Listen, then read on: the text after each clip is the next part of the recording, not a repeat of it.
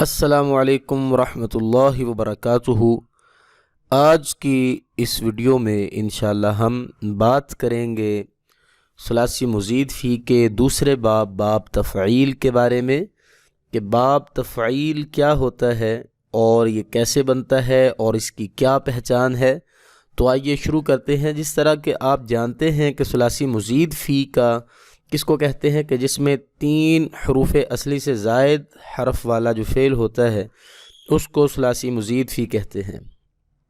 تو آئیے شروع کرتے ہیں کہ کس طرح سے باب تفعیل بناتے ہیں۔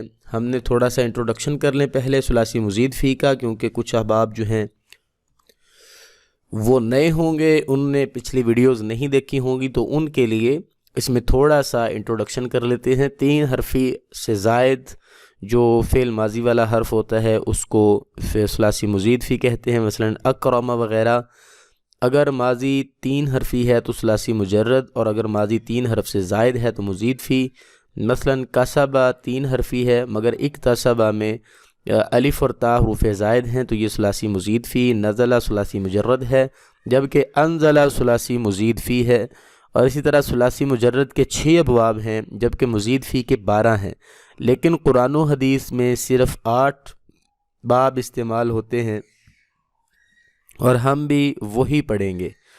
تو ثلاثی مزید فی کے 8 ابواب آپ کے سامنے ہیں: افعال، تفعیل، مفاعلہ، تفاعل، تفاعل، افتعال اور انفعال اور استفعال۔ تو آج دوسرا باب ہے تفعیل انشاءاللہ۔ تو تفعیل اس باب کے وزن پر ہم اردو میں بھی بے شمار الفاظ استعمال کرتے ہیں، مثلا تعلیم، تدریس، تصدیق، تشریف، توفیق۔ تفعیل کے وزن پر ہیں سارے تعریف، تذکیر اور تجدید وغیرہ۔ اس باب کا ماضی کا پہلا صیغہ جو ہے وہ فعال کے وزن پر آتا ہے، اور مضارع کا پہلا صیغہ یفعل کے وزن پر آتا ہے، یعنی کہ فعل یفعل تفعیلا۔ اس کی خصوصیات کیا ہیں؟ یہ باب فعل لازم کو متعدی بنا دیتا ہے، یعنی کہ اس میں بھی مفعول کی ضرورت پڑتی ہے جب یہ باب تفعیل بنتا ہے۔ خرجہ باب نصرہ سے نکلنا، اور خرجہ یہ باب تفعیل جب بنا نکالنا، لیکن تدریج سے، اہتمام سے۔ اس باب کا ترجمہ کرتے وقت اس بات کا خیال رکھیں کہ جب باب تفعیل سے کوئی بھی صیغہ آپ اس کا ترجمہ کریں تو اس میں تھوڑا سا اہتمام پایا جاتا ہے، نکالنا ایسے نہیں، لیکن تدریج سے، اہتمام سے، پورے طریقے سے کسی کو نکالنا یا کسی چیز کو نکالنا، اس کو خرجہ کہتے ہیں۔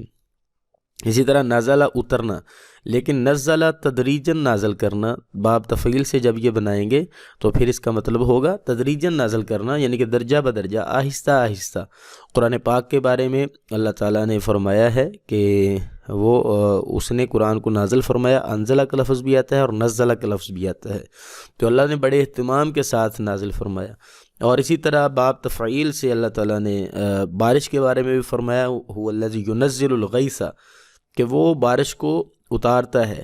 اب اتارتا ہے، نازل کرتا ہے، ٹھیک ہے، لیکن جب ہم نے غور کیا تو ینزل یہ باب تفعیل سے ہے، تو اس کا مطلب ہے آہستہ آہستہ، تدریجاً اتارتا ہے۔ آپ نے دیکھا نہیں کہ جب بارش ہوتی ہے تو ایک ایک قطرہ جو ہے وہ بڑی ترتیب کے ساتھ اور بڑے اہتمام کے ساتھ وہ زمین پہ آ رہا ہوتا ہے، اس میں کسی قسم کی کوئی جو ہے وہ اس میں کوئی طوفان نہیں ہوتا، یا اس طرح کر کے آپ کہہ لیں کہ ایک دوسرے کے اوپر قطرے نہیں، بلکہ وہ ایک ترتیب کے ساتھ ملے نہیں ہوتے، الگ الگ وہ قطرے نازل ہو رہے ہوتے ہیں۔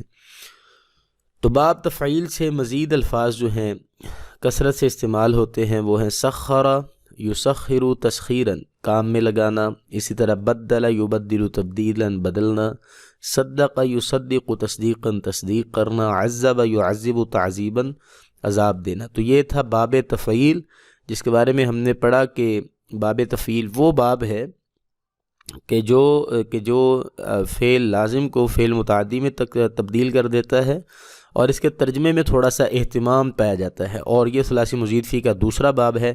قرآنی مثالوں کے لیے آپ ہماری اگلی ویڈیو دیکھیں۔ ملتے ہیں نیکسٹ ویڈیو میں۔ السلام علیکم ورحمۃ اللہ وبرکاتہ۔